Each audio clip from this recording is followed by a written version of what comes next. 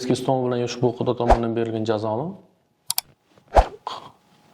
Bu bizga tibbiyot xodimlari, xirurglar uchun yoki bo'lmasam to'g'ridan-to'g'ri bemorga berilgan juda katta ilm va imkoniyat.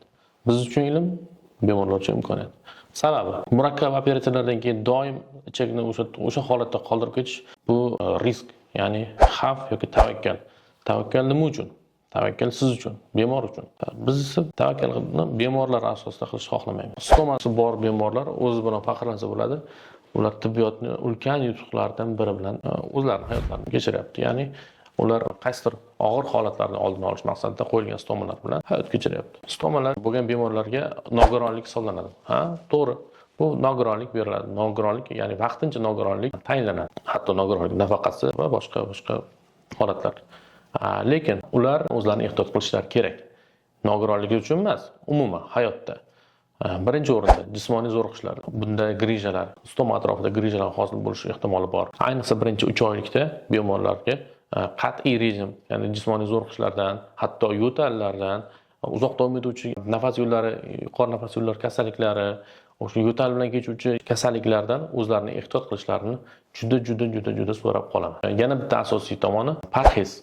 Stomasi bor kasallar, stomasi yo'q kasali, lekin ichaklar bilan bo'lgan og'ir operatsiyalardan boshdan kechirgan bemorlar yoki bo'lmasam ichak operatsiyalarining bir nechta operatsiyalardan boshdan kechirgan bemorlar, umumiy parhez qilinish kerak bo'lgan yoki bo'lmasam umumiy saqlanish kerak bo'lgan, o'sha yeyishi umuman mumkin emas bo'lgan, absolyut mumkin emas bo'lgan mahsulotlar bor.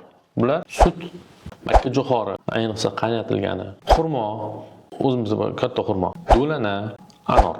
Mana shu 5 ta narsa, balkim yana bir nechta narsalar bordir.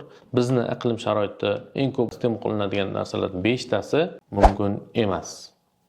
Qat'iy tartibda mumkin emas. Qolgan hatto yallig'lanishi, ichak yallig'lanishi bor kasalliklarda ham mumkin emas. Ba'zi holatlarda shunaqa vaziyatda bo'lgan, ichak operatsiyasi o'tkazilmagan bemorlarda ham mana shu mahsulotlar og'ir holatlarga olib kelgan. Masalan, yosh bolalarda ham ichak tutilib qolishigacha olib kelgan va ular keyin operatsiya yo'li bilan davolangan holatlari ham bo'lgan. Yangi tug'ilgan chaqaloqlar shunaqa statistikasi bor. Stomasi bor kasalliklar yana o'zlariga e'tibor qilish kerak bo'lgan joyi qon ketish. Qon ketishlar, kichik qon ketishlar har doim bo'lishi mumkin, har doim. Ya'ni har o'sha qopcha almashtirganda kichik qon ketishlar bo'lishi mumkin.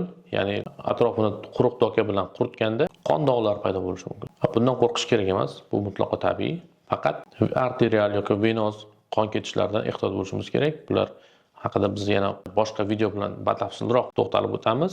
Faqat siz bilib qo'yishingiz kerak bo'lgani hozircha kichik qon ketishlardan qo'rqmasangiz bo'ladi. To'xtamaydigan uzoq davom etuvchi qon ketishlar, hatto tomchi darajasida bo'lsa ham, albatta o'zingizga yaqin bo'lgan xirurgga murojaat qilishingiz kerak bo'ladi. Yoki koloproktolog yoki bo'lmasam sizni operatsiya qilgan xirurgingizni bir maslahatlashib qo'yish maqsadga muvofiq. Yana bitta asosiy bemorlarni ehtiyot qilish bo'lgan yoki bo'lmasam kuzatuvda bo'lishi kerak bo'lgan narsasi retraksiya. Ya'ni stomalar mana shu turgan holatda ichki shilliq qafasining tashqariga chiqib qolishi bo'ladi. O'sha teskari aylanib qoladi.